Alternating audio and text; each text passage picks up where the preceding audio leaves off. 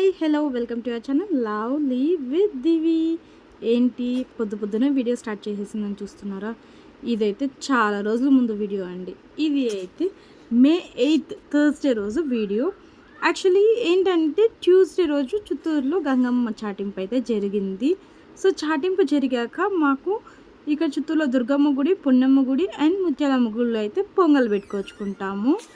అలా నేనైతే దుర్గమ్మ గుడిలో అయితే పొంగల్ పెట్టుకోవాలని వెనస్డే నైటే అన్నీ రెడీ చేసేసుకున్నాను. అన్నీ అంటే అన్నీ కాదు, లైక్ ఇల్లు తుడుచుకోవడము అండ్ స్టవ్ కడుక్కోవడం అవన్నీ. ఇదైతే అంబలి కూడా కాంచేసాను. ఇంతవరకు ఎవరైనా పొంగల్ పెట్టేటప్పుడు అంబలి ఎత్తుకొని పోతారో తెలియదు నాకు. నేనైతే చేయాలనుకున్నాను, చేసేసాను. బెల్లం అన్నం కూడా మార్నింగ్ 6కే లేచి బెల్లం అన్నము వండేసాను అండ్ సలిపిండికి కూడా రెడీ చేసేసాను.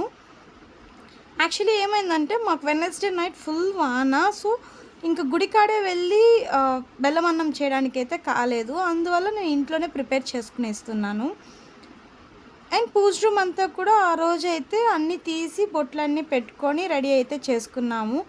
ఎలాగో పిల్లలకి హాలిడేసే కాబట్టి ఇంట్లో ఉన్నారు. సో వాళ్ళు ఒక హెల్ప్ చేశారు. అంబలి, బెల్లం అన్నం, సలిపిండి అండ్ ఈ చీర అయితే నేను అప్పటికప్పుడు వెళ్ళి తెచ్చుకున్నాను. నేను యాక్చువల్లీ వేరే చీరలు అయితే మీషోలో ఆర్డర్ పెట్టుకున్నాను.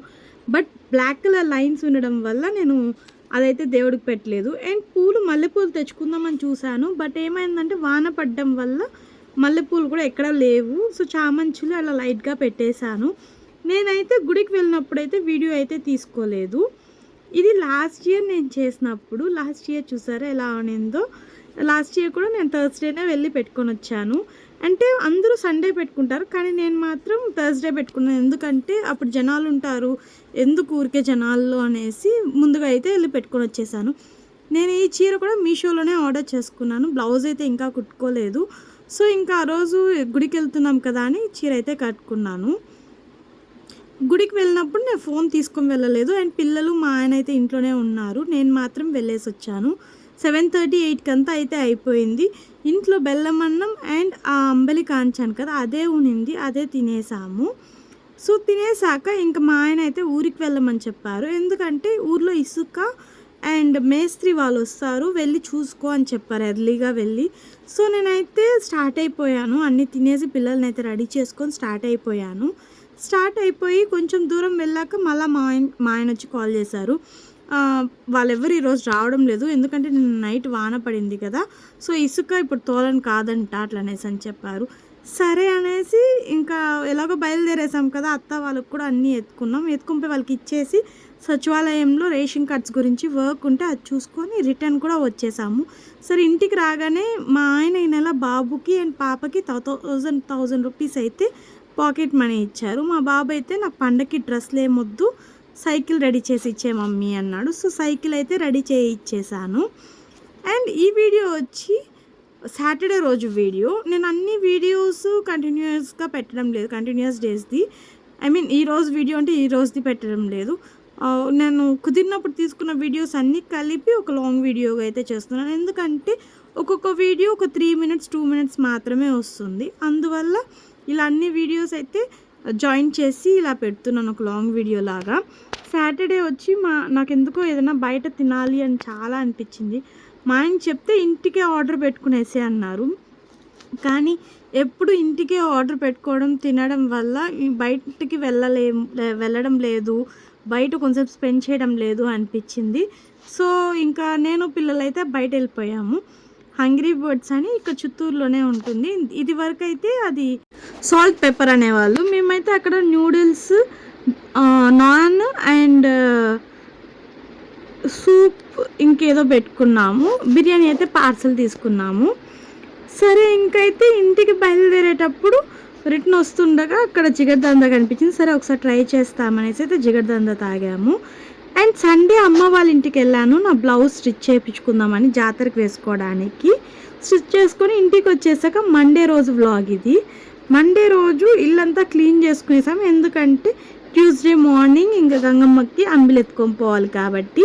నేనైతే అంబిలికి కూడా ఇది కూడా పెట్టేశాను అన్నమాట, అంబిలి చేసేదానికి గుండాయి కూడా పెట్టేశాను.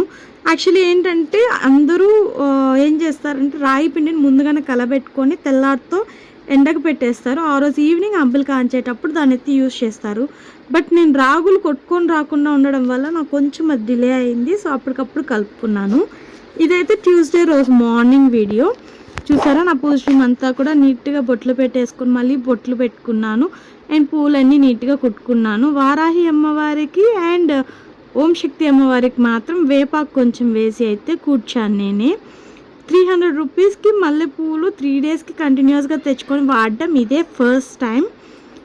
అండ్ ఇలా చాలా రోజుల తర్వాత మల్లెపూలంతా కింద ఏదైతే దేవుడిది ఉందో అక్కడంతా వేసి చేయడం చాలా రోజుల తర్వాత చేస్తున్నాను. అండ్ ఇక్కడైతే నేను పాపకి స్నానం చేపించి ఆల్రెడీ అంటే తెల్లారే స్నానం చేసుకునేసింది. మళ్ళీ బయట స్నానం చేపిస్తున్నాను.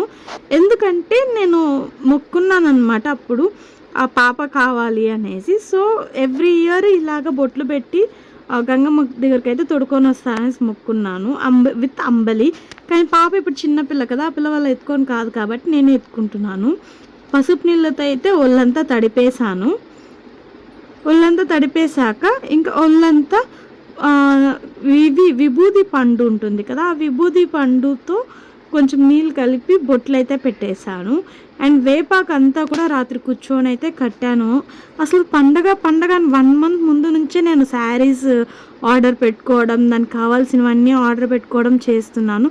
కానీ పండగ ఒక్క రోజులో వచ్చింది, అలా వెళ్ళిపోయింది. అసలు ఎప్పుడు వచ్చింది ఎప్పుడు పోయిందని కూడా తెలియకుండా అయిపోయింది.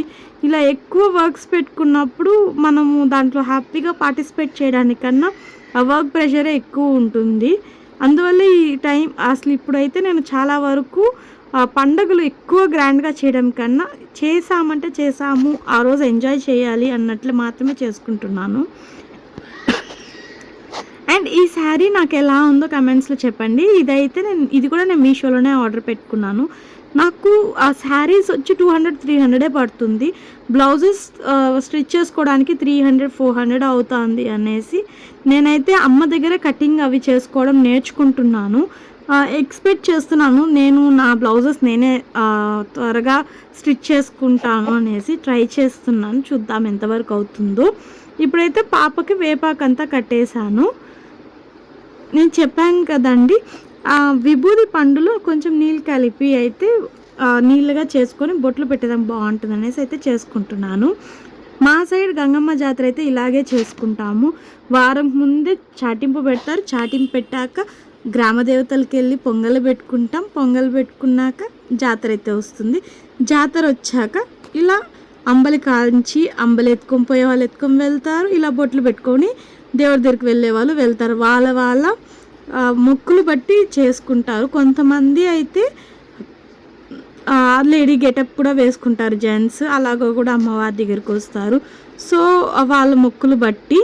అండ్ నేనైతే ఇలా తెల్లగా బొట్లు పెట్టేశాను.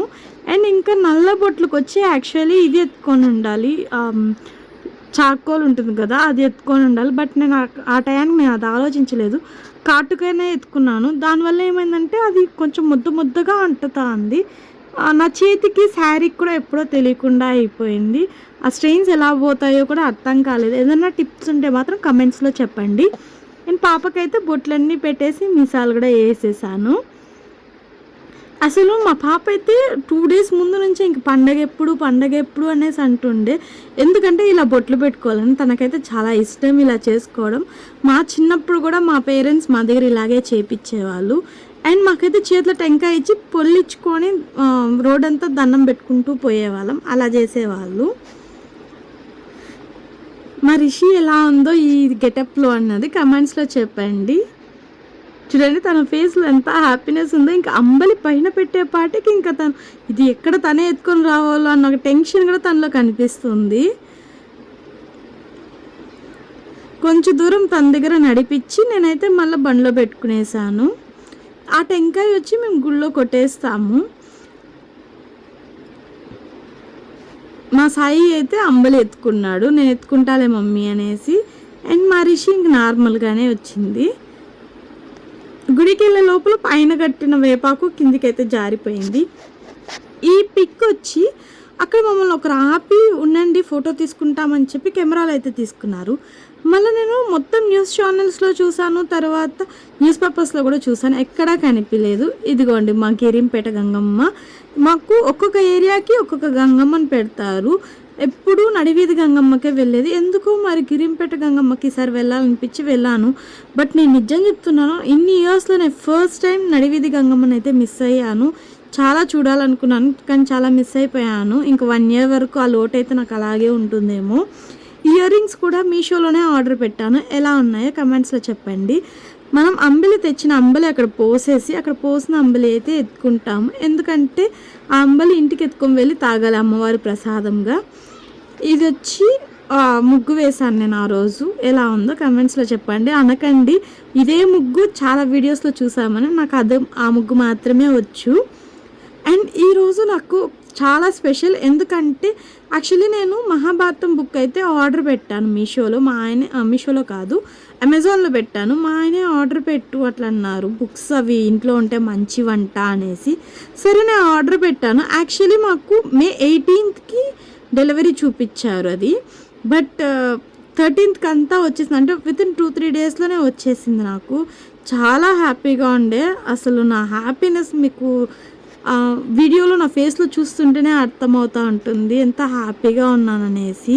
రాయాలి అనేసి చూస్తాము. ఫస్ట్ ఏదో ఒకటి తీసుకొని అయితే ఇది స్టార్ట్ చేశాక అది మన వల్ల అవుతుంది అంటే చూస్తాము అనుకుంటున్నాను. ఇంకైతే ఇల్లు షిఫ్ట్ చేసే పని అయితే ఉంది కదా ఊర్లో, ఒకసారిగా ఇంటి వర్క్ అయిపోతే అవన్నీ అయిపోయాక తెచ్చుకుందాము అనుకుంటున్నాను.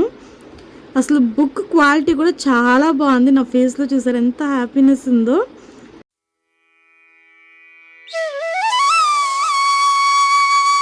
కానీ నాకు ఇది చదివేదానికి నియమాలు ఏంటి ఏమని తెలీదు.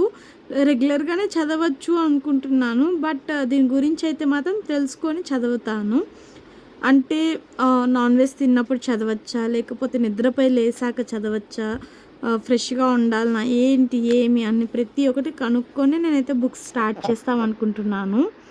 నాకైతే యుద్ధం బుక్ ఒకటే కనిపిస్తాను, భగవద్గీత యుద్ధ గీత ఉంటుంది కదా అదొకటే తెలుస్తుంది. నేనైతే అన్ని భాగాలు చదవాలి అనుకుంటున్నాను, ట్రై చేస్తాను. ఒకవేళ ఇల్లు షిఫ్ట్ అయ్యాక నాకు ఇస్కాన్లో కానీ ఎక్కడైనా దొరికితే చూస్తాను. మీకు కాస్ట్ చెప్పడం మర్చిపోయాను. యాక్చువల్లీ కాణిపాకంలో నేను ఒకసారి చూసాను, ఇలా 2 బుక్స్ కలిపి 800 చెప్పారు. బట్ నాకైతే మాత్రం అమెజాన్లో 500 రూపీస్కే వచ్చింది. 500 రూపీస్కి క్వాలిటీ అండ్ అన్నీ బాగుంది, ప్యాకింగ్ అంతా కూడా నాకైతే చాలా నచ్చింది బుక్స్. గంగమ్మ జాతర రోజు నాకు ఏదైనా స్పెషల్ అకేషన్ ఉన్నప్పుడు ఇలా స్పెషల్గా నేను అనుకున్నవి కూడా వచ్చినప్పుడు నాకు చాలా హ్యాపీగా ఉంటుంది. నేను ఏదో కోరుకున్న దానికి దేవుడు బ్లెస్ చేశాడనేసి అనిపించింది నాకైతే. ఒక నిమిషం అదంతా చూడగానే అసలు నా ఫేస్లో ఎంత గ్లో ఉందో చూసారా ఆ బుక్స్ చూసాక. ఇంకా ఈరోజు ఇల్లు క్లీన్ చేసాం, అన్నీ చేసామనేసి అయితే ఈవినింగ్గా నేనైతే కొంతసేపు Ramayanam and Mahabharatam first introduction part అయితే చదివేశాను. అండ్ నాకు ఇంకా ఈవినింగ్ చిత్తూరులో అమ్మవారికి ఈవినింగ్ కుంభకూడు అనేది ఎత్తుకొని వెళ్తారు కాబట్టి ఇంకా దానికోసం అయితే ప్రిపరేషన్ చేసుకుంటున్నాను. ఇప్పుడు కొంచెం లాక్ చేయడానికి రీజన్ ఏంటంటే దేవుడిది అయిపోయాక నాన్ వెజ్ గురించి మాట్లాడదామనేసి నేనైతే చికెన్, సాంబార్, రైస్ అయితే చేసి ఎత్తుకొని వెళ్ళాను. అండ్ చలిపిండి కూడా పెట్టుకొని వెళ్ళాలి. అండ్ ఇవన్నీ తినేసి చికెన్ అయితే సూపర్గా వచ్చింది. ఆ రెసిపీ ఇంకెప్పుడైనా పోస్ట్ చేస్తాను. నైట్ 9 అయింది తినేపాటికి. నెక్స్ట్ ఆఫ్టర్నూన్గా మేమైతే కోడిపుంజలూరుకి వెళ్ళాము అవ్వ వాళ్ళ ఇంటికి. అవ్వ వాళ్ళ ఊర్లో కూడా గంగమ్మ జాతర, అందుకనేసి అయితే వెళ్ళాము. మేము వెళ్ళేపాటికి లేట్ అయిపోయింది.